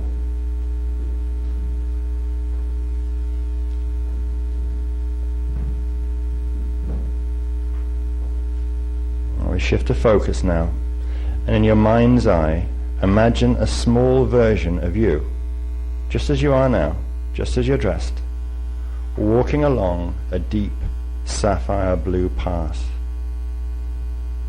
Now this path leads to your own crystal temple. It's a little way ahead of you, a little way ahead of your small self. Let's take a little time and try to sense your little self, pulling the frequencies of the deep sapphire blue path into itself. Everything else around it is dark. Just imagine the frequency of this rich and vibrant color under the feet.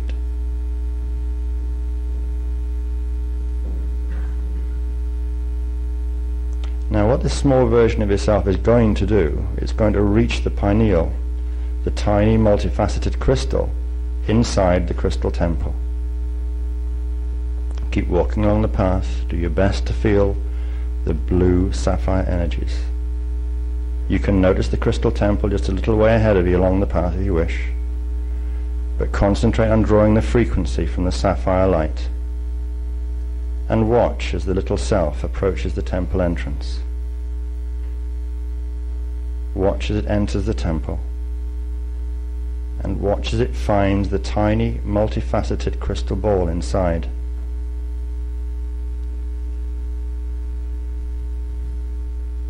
This crystal ball radiates energy, which feels like a fuzzy outer shell. Watch as the hands of your little self explore this fuzzy barrier. And as it does this, transfer the sensation of the energy from your little self into your own physical feeling.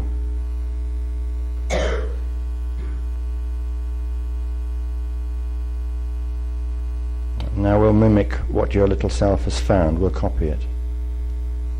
You can bring your crystals away from your foreheads now. Bring the backs of your hands up towards your shoulders, palms facing me.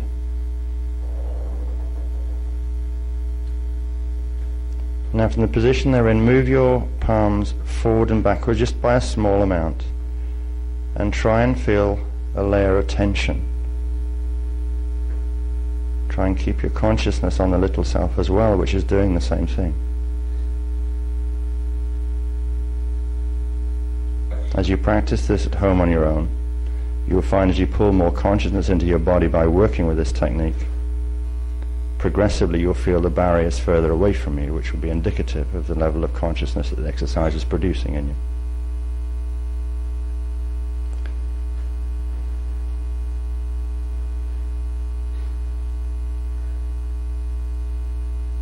Now as you watch the little self, you notice that what it does is to draw its hands forward, and you're going to do the same thing at the same time, and to form a cup, as if when you're in school you're trying to cup water in the palms of your hands. You're going to copy your little self now, and what you do is you see your little self raising the palms up and over the crown.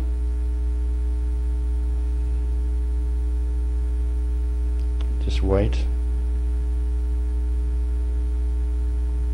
And you hear the little self say, "I command now my book of knowledge." When this is said with certainty and knowing, a glowing crimson ball just seems to pop up in the center of the small self's hands. You see this crimson ball pop up in the small self's hands now, and you see it begin to spin. It spins faster and faster, until suddenly the crystal ball turns into silver liquid light, held in the cup of the little self's hands. The small self now continues to raise its cupped palms slowly and gently. It pours the liquid light onto its own crown chakra. You may copy this movement now. Imagine that you too are pouring the silver liquid light into your crown chakra. When the little self has transferred all of the silver liquid into the crown chakra, remove your physical hands also from your head. And as you do this, notice that the little self feels a flutter of energy as waves of silver light pass through its whole body.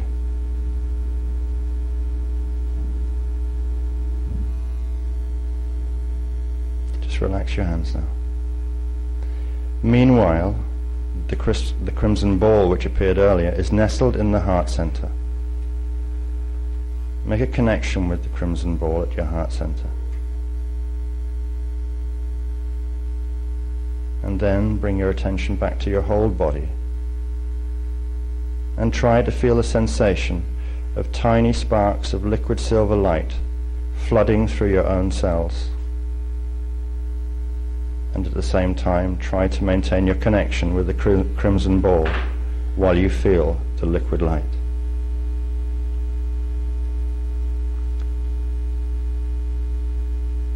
This crimson ball has the capacity to release locks on knowledge in an earthly capacity.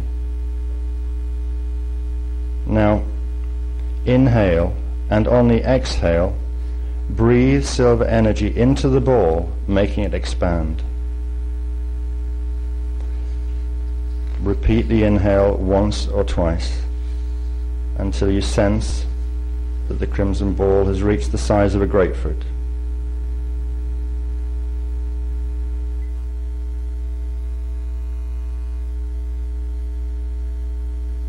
Return your attention to the little self and notice that it now opens and extends its right palm. It is receiving a frequency key. The frequency key looks like an ancient golden key. Please copy what the little self has just done. Open your right palm and hold it forwards. Try to feel the fuzzy presence an inch or so above your palm, where the symbol key is now manifesting in the astral. Notice that the little self has now put its palms together. It's transferring a mirror image of the symbol key into the left palm. When you do this at home, from time to time the color of the key will change, though the key itself will remain the same. The small self now opens the hands and puts the palms onto the force field surrounding the crystal which holds the pineal inside. It transfers the symbols into the force field. Now, bring the back of your physical hands back up to your shoulders in the position you used a few minutes ago. Feel the force field of the crystal. Inhale, and on the exhale, transfer the symbols into the field. Doing this will temporarily release resistance in the field and allow what is present to move through you. The small body now removes its hands from the force field around the crystal and simply walks through it into the multifaceted pineal crystal at the center of the crystal temple. Try to sense or feel the swoosh as the little self enters, and you follow. discovering that the force field is easy to pass through. As you move inside the temple, you notice that it has grown huge. In the center, you notice a tiny gold and silver box. It sits in a small pool of light, surrounded by deep blue sapphire light. This box holds the jewel you are seeking. The little self knows the route to this box, and you follow any path that the little self takes. Everything around you is delightful, and everywhere is surrounded by deep blue sapphire light. You move forward, drawn by the knowing of the small self, both of you together as if pulled by a magnetic beam. The tiny silver gold box, surrounded by deep blue sapphire light, grows closer and closer. The deep sapphire blue all around it is lush, rich, and alive. You reach the small silver gold box and pick it up. It feels warm and soft to your touch. You open the box. Rays of multicolored light radiate out, and you see the rays radiating from a small, perfectly formed crystal.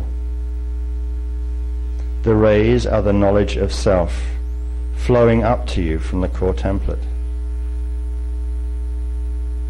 The small self picks up the crystal and puts it into its mouth. Copy this yourself. Feel the sensation of the tiny crystal on your tongue. Your small self swallows the crystal with no resistance at all, and the crystal moves down to the solar plexus chakra, seat of the 3D mind. Feel yourself swallow the crystal too, and feel it move down to your own solar plexus.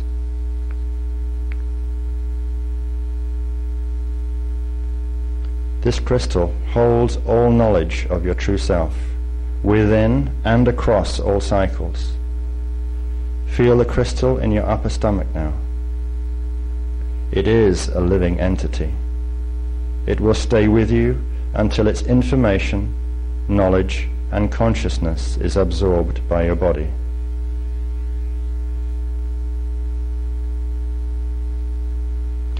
When you have time and space to fully concentrate on the textures and the movements in this exercise, you will only need to perform it once. However, you have several keys available to you. Each one takes 6 months to absorb, working with a 3 to 6 day cycle. We urge you not to use it more frequently. During each 6 month cycle in meditation, simply return to the crystal point in the stomach, and the crystal will teach you the things you most need to know. Though this exercise can also enable you to open up very specific conduits of data, you can leave your small self in the temple to learn more, or you can bring it home, whichever feels more comfortable. This technique is also very useful as a walking exercise. It teaches your mind to be aware of the living presence of the crystal at all times. If you can sense its weight, feel it as much as you possibly can, as often as you can. In your waking awareness, the crystal provides much information pertinent to your state of focus at any given moment, and will provide much support and guidance. Thank you.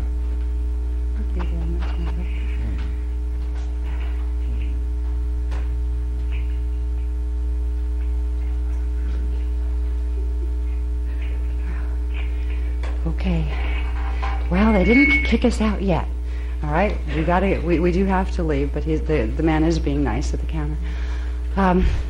When we have the longer workshops, there's more time to do things and to explain why they're done and what they can do for you. We start our workshops tomorrow at 10:30 for anybody who's interested, and we are going to explore some of the things I talked about. We're going to explore Atlantis and Lemuria and what the real divine blueprint was for this race. So if you're interested in coming, Between 10 and 10:30 we'll be doing registrations, and yeah, hope you come, and I hope is quite unique. Some of the information has not been on planet for a very long time. So I'm going to give everybody a chance to sit down before I go into it here. I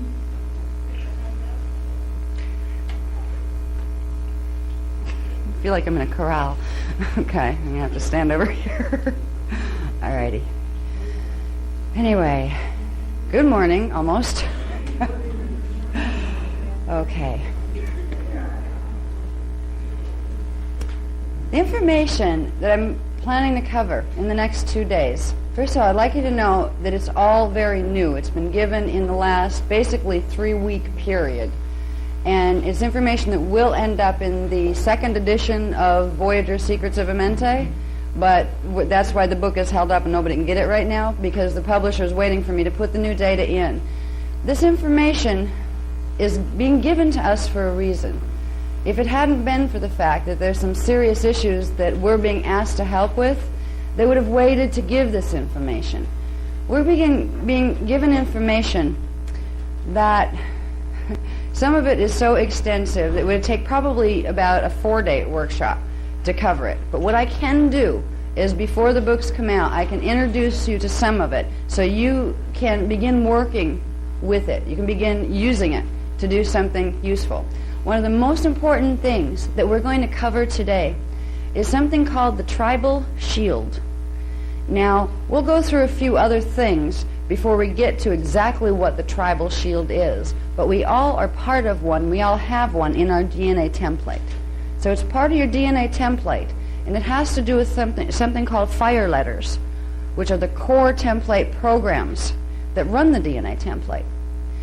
The material on the tribal shields has been protected for many thousands of years, and it hasn't been allowed on planet because there's been too much corruption here, and people that have access to tribal shield information have access to opening the planetary grids. That can be very dangerous. That's why the information wasn't allowed here. But at this point, the grids are in real trouble because of what's happening with the Illuminati races. And if the information isn't given, there's not going to be anybody here that can try to fix it. So that's the reason we're being given this information. It has to do with planetary service, but at the same time, it's about personal service. The information on the tribal shields gives you the ability to wake up the core templates in the DNA, which will produce much more rapid activation of the 12-strand pattern, or if you happen to be an indigo, it'll be the 12-strand, then the 24, 36, 48, whatever your indigo imprint is. It is they are providing us with the fastest way to healthfully and naturally activate your DNA template. The DNA template is very important if you care about spiritual consciousness, or if you care about growing and putting more of your consciousness in your body.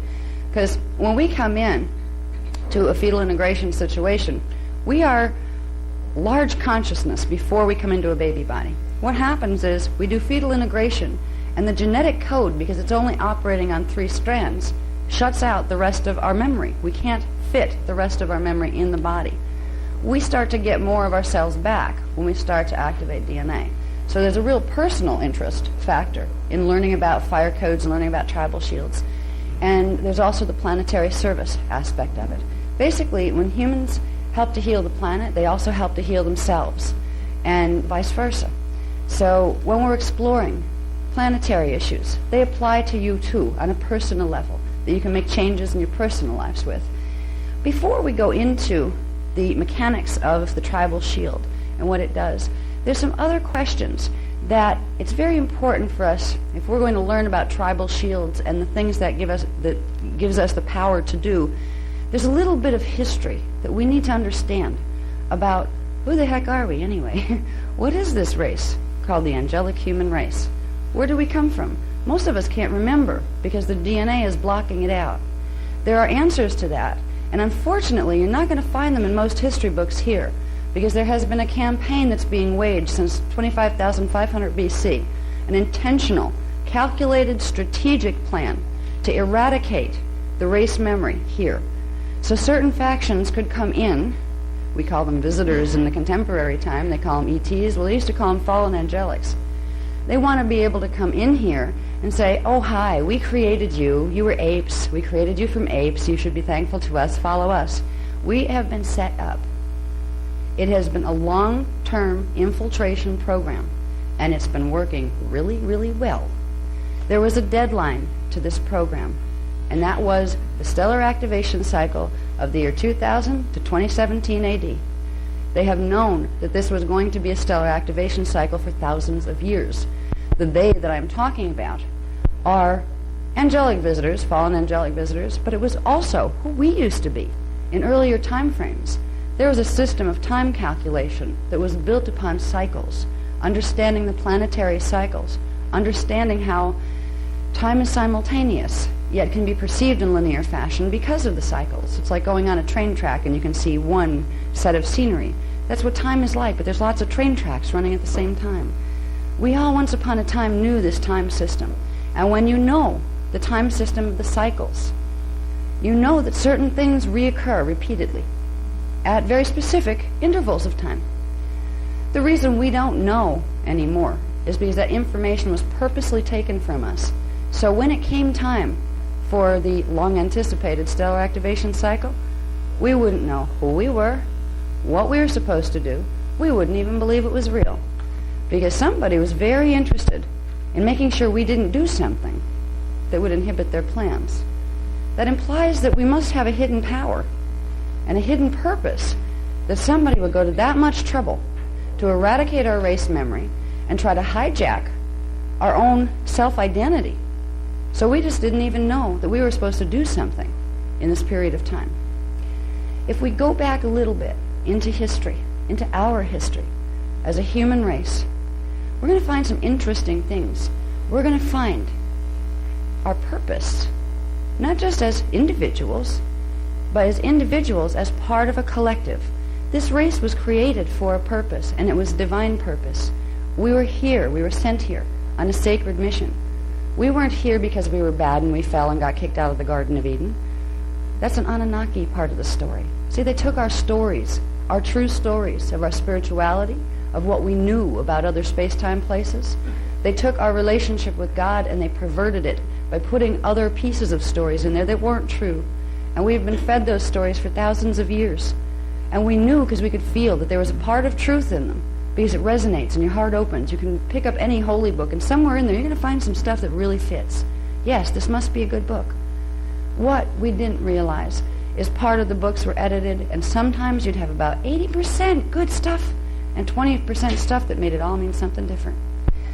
If we go back and look at our history, we will find what we were created to do. And what is really amazing, when this was shown to me recently, I saw the most beautiful, eloquent design. Humans were put here by design. And it was a design that was choreographed into different time cycles at the same time. As we move through this presentation, we're going to talk about something called the cycle of the rounds. The cycle of the rounds was the divine blueprint for the human evolutionary pattern. There were 4 rounds of evolutionary cycles on planet Earth. And through those 4 rounds, we were supposed to accomplish something. For ourselves, we'd get to experience the time down here, but we were supposed to accomplish something for the planet. When the mechanics of some of this was shown to me, I was just amazed at the intricacy of the design. Somebody up there is a creator. You know? It's like, this doesn't happen by accident. Big bangs don't create this. You know? Each one of us right now, even though we forgot, even though we've had our identity and our history hidden from us, right now we are part of something called the cycle of the rounds. And there are other parts of our race that are planning to do certain things to help this planet in their time frames. They're depending on us to do ours. When we look at our race as it is right now on the planet, it's kind of lost. Everybody's fighting with each other. You know, there's just problems all over the place.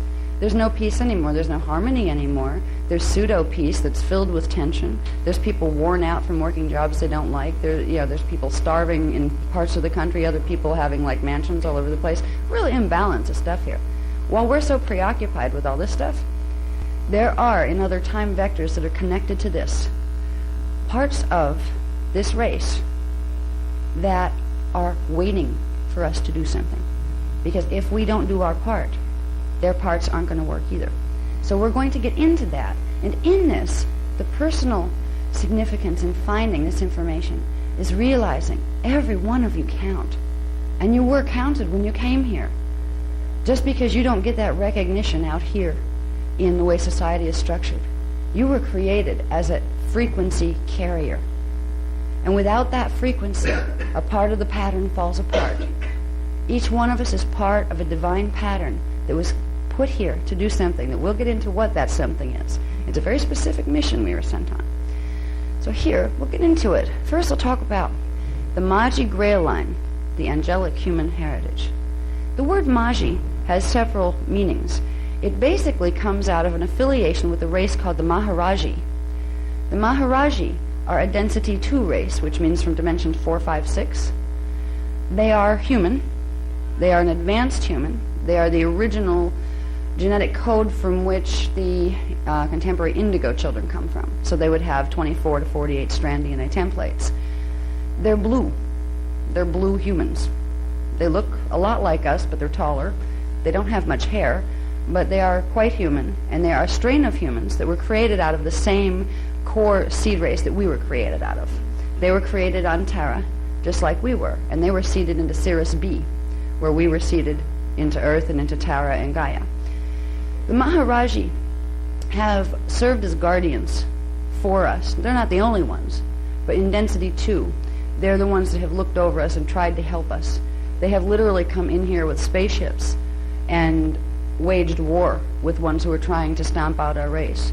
Some of that's recorded in the Mahabharata, which is a Sanskrit text that talks about certain wars when they came in with the ships, the flying ships.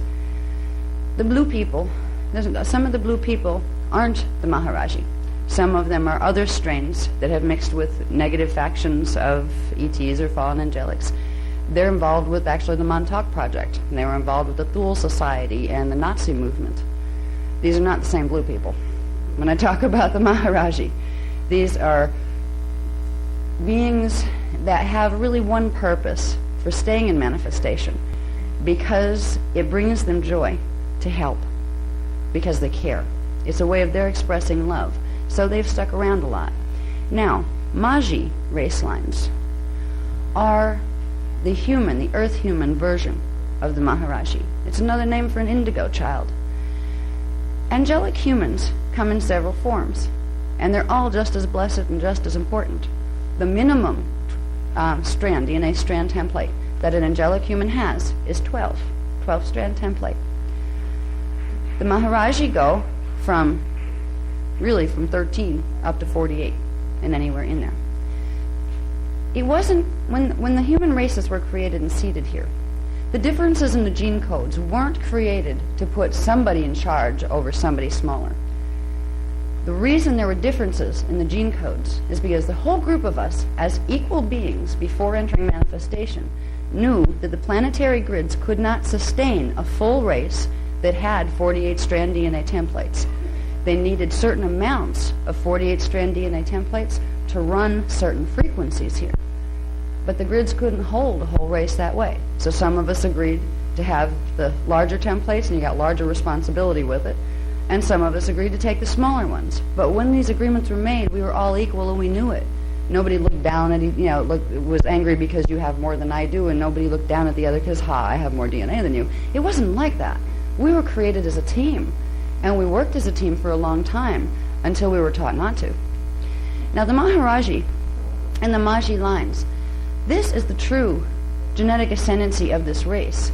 What we have been programmed for many thousands of years now to believe is that we somehow have an affiliation with apes. We somehow came out of apes. This is not true. Tomorrow we're going to get into exactly where that came from. Because it came from the Anunnaki, because they're the ones that came out of apes. And they have been trying to make it look like we are a product of their genetic experimentation here. And that is not true. So we'll get into that a little bit tomorrow. But one thing we need to understand all the things that you've learned about what it means to be human, all the things that you've been told from churches and religious systems that say you're a sinful race, you're bad, God's mad at you, you got kicked out of the Garden of Eden.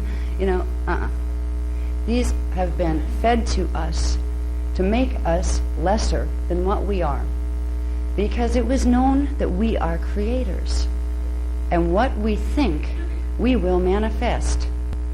Those who were messing with us knew that. So what did they get us to think? You're lowly, sinful, pathetic creatures, a step up from animals. Because if we believed it enough, we'd start acting that way.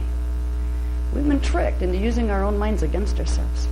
So one of the things, when we start exploring what is our potential, what are we here to do, and how can I make my own life better, you need to have enough freedom of mind to say, there's so much garbage that's been dumped here as far as ideas in the last 25,000 years. Might as well start over. Let's try some new ones. You don't have to be attached to them, but a lot of people get very attached to old ideas and old belief systems. Rather than saying, well, I'll take what's good there and what works and what's moving me into greater evolution, they're afraid to let go of the parts that are holding them back. You probably wouldn't be here if you fit into that category. Most people that listen to this work at all are not people who are stuck totally in the past where they're going to hold on to a doctrine or just one book. They want to know more. And I'm glad you're here. I'm glad you're the type of people who want to know more, because there's a ton of stuff to know. Okay. I just wanted to let you know that with the ascendancy, we didn't just come from Tara.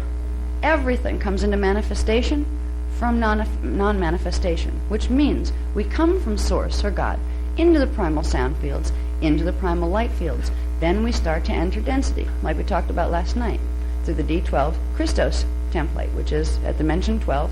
It's pre-matter, hydroplasm, liquid light. Then we move down into form. We literally have a genetic ancestry that goes all the way up to the primal light fields. We are part of a family line. And what's happening on our planet right now, particularly if you're paying attention to the channels in the New Age movement, everybody's talking to Anunnakis these days. Palladians, by the way, happen to be Anunnaki. You ever see that on the websites? All the material that's coming out of channels, the Palladians. Oh, we created you, we're your space brothers and kind of space parents and this. They are trying to make sure we don't remember our ascendancy, because if we do, we'll remember how to activate our DNA. It helps to know that, first of all, there are a group of beings called the Brennau.